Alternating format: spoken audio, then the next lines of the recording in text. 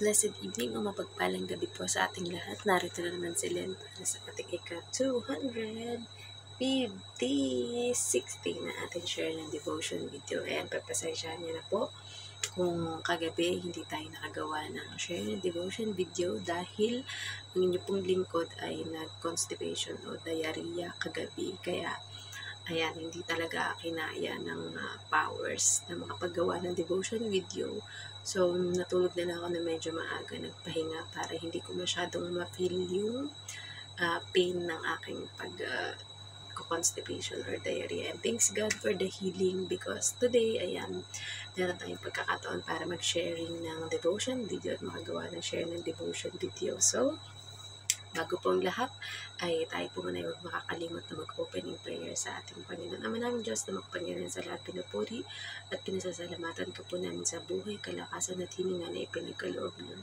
Salamat din po sa kagalingan, Panginoon, sa bigla ang karamdaman, Panginoon, na naranasan ng inyong lingkod. Thank you for all the blessings, Panginoon, sa aking pamilya, sa lahat ng bawat tao, Panginoon, na gamit ng mga blessings, Panginoon, lalong higit ang buhay at kung may trabaho o negosyo, Panginoon, at pag-aaral ng aming mga anak, Panginoon. Salamat sa protection, provision, Panginoon, sa wisdom, Panginoon, ay pinagkakaloob niyo sa bawat isa, Panginoon, upang magawa ang mga dapat gawin, Panginoon. At sa oras na ito, Panginoon, dadako na naman kami muli sa pagbubulay-bulay, pag-aaral ng inyong mga salita, Panginoon. Dalangin namin na kayo ang mataas at mapapurihan sa aming gagawin ito, Panginoon, at ang inyong glory, Panginoon, ang siyang magdingning, Panginoon. Gamitin niyo lamang po inyong lingkod as your footstool, Panginoon, instrument, Panginoon, at tungtungan ng inyong kaluwalhatian, Panginoon. Salamat sa divine wisdom na ipinagkakaloob niyo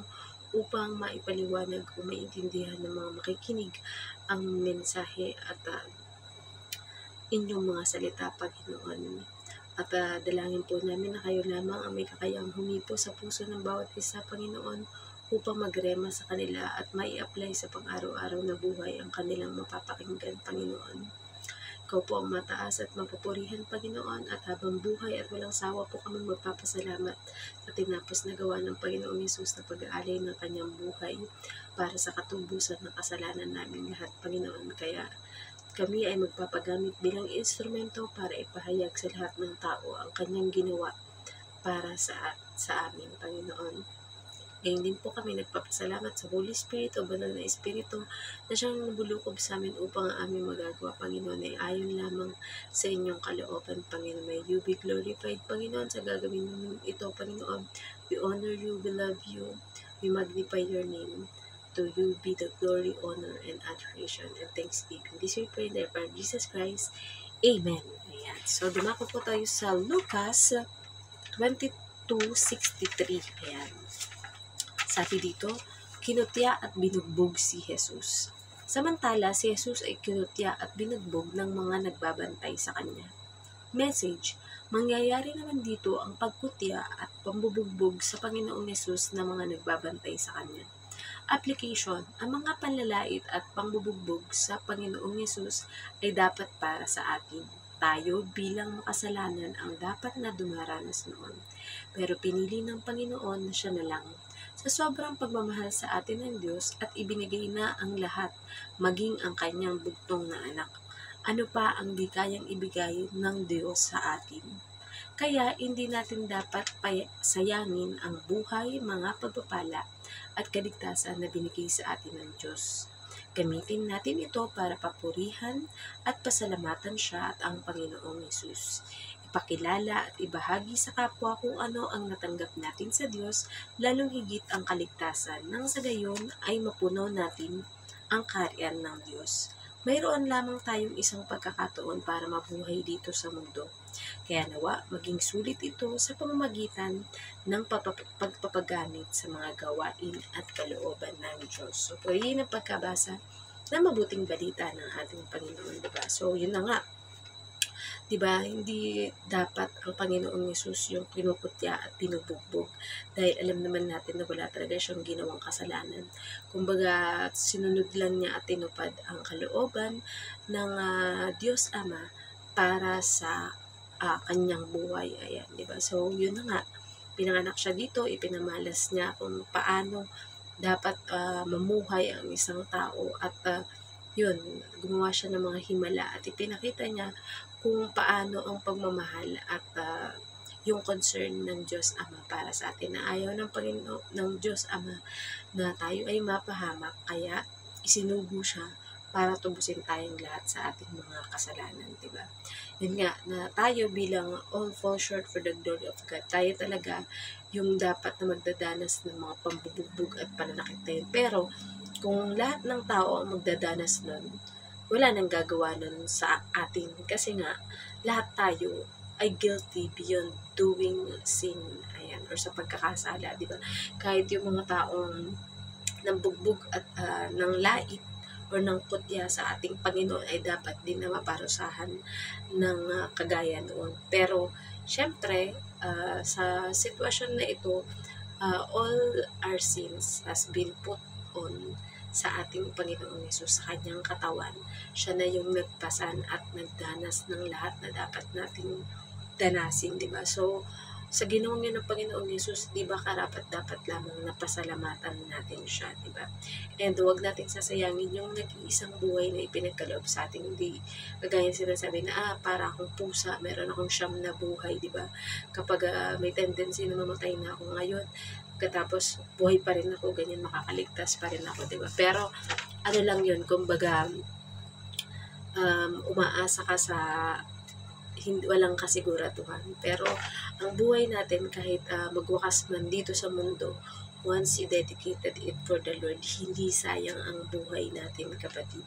Kundi yun naman talaga ang main purpose ng buhay natin, na we honor and we glorify God and we serve other people. Ayan, kasi sa ganun talaga tayo nilikha ng ating Panginoon, una sa kanyang wangis, and then to have the authority para sa lahat ng mga bagay dito sa mundo, diba? Kaya,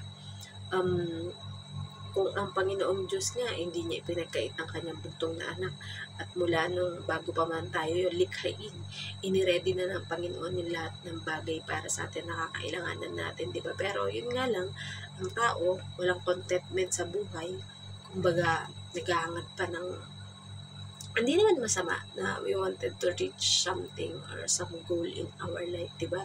Pero nawa, sa pag-achieve natin or sa tahak natin sa landas na yun, wag nating makakalimutan kung sino yung nagbigay ng buhay at nagbibigay ng gantimpala or success sa ating buhay. Yan ay walang iba kundi ang ating Panginoon Diyos. Sabi nga, makamit mo man ang lahat dito sa mundo, pero wala ka namang matibay na relasyon at pagkakilala sa ating Panginoon, sayang lang yung lahat ng mga bagay na in-achieve mo.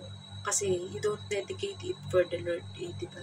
Pero ang bawat bagay na nakakamit mo, ultimong yung paggising mo pa lang sa bawat araw, and you have a time to work, you have a time to study, you have a time to minister to others or makatulong sa iba, diba? And lalong higit, para mas mapatibay yung relasyon mo sa ating Panginoon, yun yung masasabi mong life that is worth living for, diba? Na we honor God, we serve people, ayan, with the light that God has gave us, and ginagamit pa natin to para sa mabubuting mga bagay na inihanda naman na talaga sa atin ng Diyos right before He created us. Ayan. And yun, sana ay at nawa ay sulitin natin ang buhay na ipinagkaloob sa atin ng ating Panginoon Diyos, hindi sa paggawa ng mga bagay na makakasama sa atin at sa ating kapwa, kundi mga bagay at mga gawain na mga lulugod, number 1, sa ating Panginoon, and makakatulong sa ating kapwa sa iba't ibang mga pamamaraan. Ayan, our life is fragile, our life is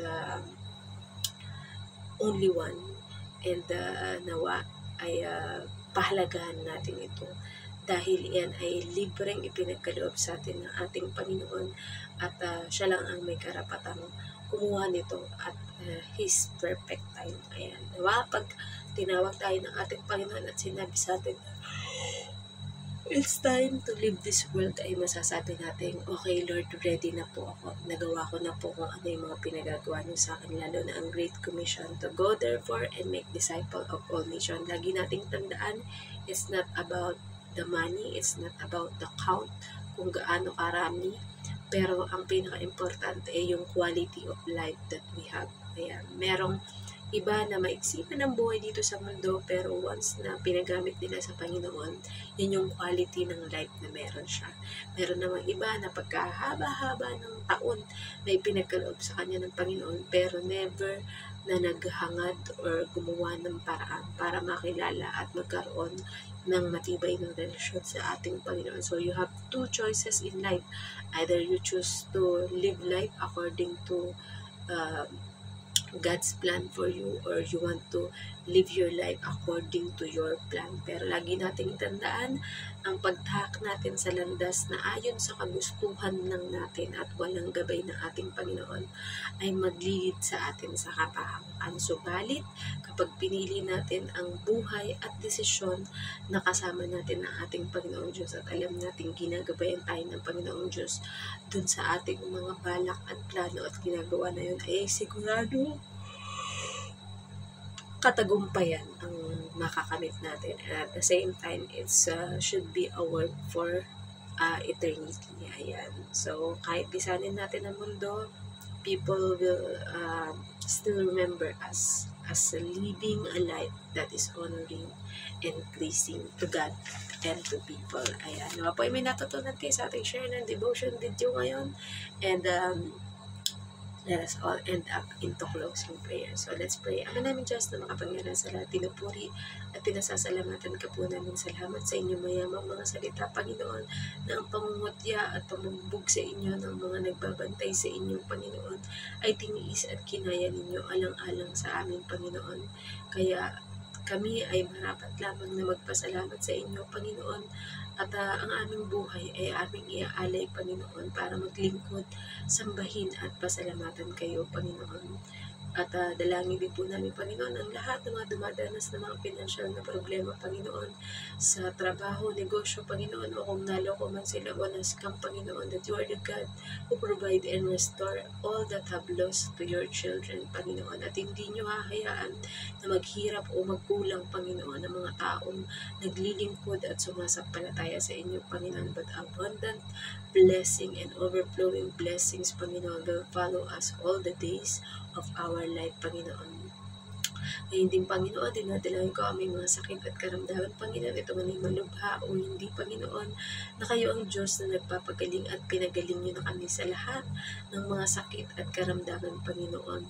At dalangin namin, Panginoon, kung ang mga kakilala o mahal sa buhay o maging kami, Panginoon, ang magiging sagot o kagalingan, Panginoon, ay ang lisanin na ang mundong ito, Panginoon, at magbalik na sa inyong kaharian. Nawa po, ay matanggap na mga maiiwan, Panginoon, at bigyan niyo sila ng comfort para matanggap ang pagkawala ng mga mahal sa buhay na ito, Panginoon. We also pray, Lord God, for the prophets, pastors, priests, evangelists, missionaries, Panginoon, teachers, workers, Panginoon, at kahit mga ordinaryong members, Panginoon, ng iba't ibang body of Christ, iba't ibang churches, Panginoon, that honoring and glorifying you, Lord God, and laging ipinakikilala kayo, Panginoon, at gumagawa ng mga paraan, Panginoon, upang maabot ang lahat ng tao sa buong mundo, Panginoon.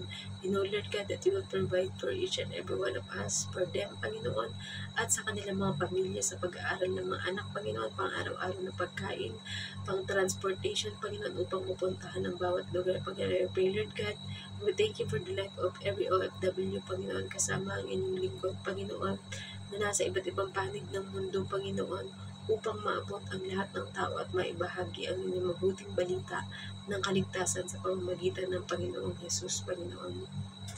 Dinadalangin din po namin, Panginoon, na anuman mga pinagdadaanan ng bawat isa, Panginoon, na physical, emotional, spiritual, mental, Panginoon, or psychological, Panginoon, yung pagtatagumpay ng bawat isa, Panginoon, and we will stand firm in our faith to you, Lord God. And to help us, Lord God, na bawat taong makakasalamuha namin with the divine appointment, Panginoon, ay magsilbing pagpapala ang buhay namin, Panginoon, upang maakay sila patungo sa inyo, Panginoon.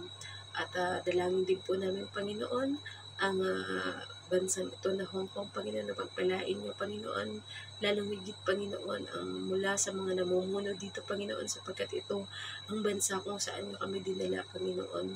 Ito ang bansa na nagiging dahilan upang kami ay may trabaho, Panginoon, na maipang-provide para sa pangailangan ng aming pamilya, Panginoon. We also pray, Lord God, for the Philippines, Panginoon, that abundant blessing is awaiting to our country, Panginoon, mangyayari at magaganap, Panginoon, hindi nakakailanganin ng mga tao, Panginoon, ang mga mamamayan ng Pilipinas na magpunta sa iba't ibang bansa, Panginoon, sapagkat sapat na at higit pa, Panginoon, ang mga sweldo na mayroon sa Pilipinas, Panginoon. Maraming magbubukas ng mga negosyo at mga trabaho, Panginoon, na kayang mapantayan, Panginoon, o higit pa kung ano man ang kinikita ng mga OFW, Panginoon, sa iba't ibang mga bansa, Panginoon, upang makasama ang bawat pamilya, Panginoon, na naglilingkod sa inyo, Panginoon. I pray, Lord God, for our leaders, Panginoon, mula sa President hanggang sa mga ordinaryong mamamayan ng bawat barangay, Panginoon, na nawa ay magkaisa. There will be peace, understanding, forgiveness, Panginoon. There will be no corruption, Panginoon. We rebuke all the work of evil, Panginoon, na nais, Panginoon, nasirain ang aming bansa, Panginoon, sapagkat alam nila na ito ay isang Christian nation, Panginoon. Nawa ay maitaas namin ang bandera ng Pilipinas, Panginoon, na tunay nga, Panginoon, that it is a Christian nation, Panginoon. There will be Bible study, there will be discipleship, Panginoon, in every branches of our government, Panginoon, at mas marami at lahat ng mga leader, Panginoon, ay kikilala at tatanggap sa inyo bilang Diyos at tagapagligtas ng aming buhay, Panginoon. At lalakad kami sa makatarungang pamamaraan, Panginoon, at hindi magpapatalo, Panginoon, sa gawa ng kaaway ang aming mga leader at namumuno sa bansa, Panginoon. Sino man ang nakaluklok o maluluklok, Panginoon, ay itinalaga ninyo, Panginoon. Kaya kami ay magsasubmit sa aming mga leader, Panginoon, at give us a humble heart, Panginoon, that willing to obey, Panginoon, and to follow, Panginoon, para sa ikagaganda ng aming bansa, Panginoon. We also pray, Lord God, para po sa bansang Israel, Panginoon, your chosen nation, na sinabi nyo nga, sino mang magpala sa Israel, Panginoon, ay inyong pagpapalain. Alam po namin na sino man ang nagbabalak, Panginoon, na wasakin o sirain ang inyong chosen nation, Panginoon, ay hindi magtatagumpay, Panginoon, sapagkat palagi niyong ginagabayan at iniingatan ng Israel, Panginoon, at sa mga Hudyo or mga Jew, Panginoon, ay sila ay magiging believer of your Son, Jesus Christ, Panginoon. Darating ang panahon, Panginoon, na lahat ng buong mundo, maging ang iba't ibang mga planeta, Panginoon, ay magkakaisa upang sambahin at dakilain ang inyong muling pagparito sa mundo, either by rapture, Panginoon, o mauna man kami na makapunta sa inyong kaharian, Panginoon, at ano man ang mangyari, Panginoon, ay patuloy kaming magtitiwala at maglilingkod sa inyo, Panginoon. May our life be pleasing unto you, Lord God. May our life, Panginoon, be pleasing into our fellow men, Panginoon, at kayo po ang siyang maghari, Panginoon. Kayo ang siyang laging magbubuklod sa amin ng inyong iisang pag-ibig, Panginoon, at there will be forgiveness in the heart of everyone, Panginoon. Walang matigas na puso, Panginoon, pagdating sa inyo na Diyos na aming pinaglilingkuran, Panginoon, sapagkat mahalin niyo kami at ang adlangan lamang ninyo, Panginoon, ang para sa ikabubuti namin, Panginoon, at upang hindi kami mapahamak o maagaw ng Diablo o ni Satanas, Panginoon. Ano pa man po ang mga nakalimutan namin ipanalangin, Panginoon, kagaya ang aking mga amo, Panginoon, patuloy niyo po siyang ingatan at pagpalain sa lahat ng aspeto ng kanilang buhay. Salamat po dahil sila ang nagiging paraan upang ako ay magkasweldo, Panginoon, at maibigay ang mga pangailangan ng aming pamilya, lalong higit ang pag-aaral ng aming mga anak. Muli, we lift up every prayer into you, Lord God, at alam namin nakaabot na ito sa inyong kalwalatian at kaharian dyan sa langit. At maghihintay na lamang po kami at inaasahan namin ang mga answered prayers sa bawat dalangin namin, Panginoon. And we need to be willing to wait, Panginoon, para makamit ang gantimpalang ipinagkaloob niyo para sa bawat isa sa aming Panginoon. Bless us, help us, protect us, Lord God. Heal us, Panginoon, and everything na pinagdadaanan ng bawat isa sa aming Panginoon na alam namin mapagtatagumpayan namin dahil kasama ka namin. Kailanman hindi mo kami iiwan, ni pababayaan man, Panginoon, sapagkat pinili namin na maging inyong mga anak at lingkod ninyo, Panginoon, to expand your kingdom here on earth. This we pray, the Emperor Jesus Christ. Amen. Good day po sa ating lahat and God bless. Bye-bye.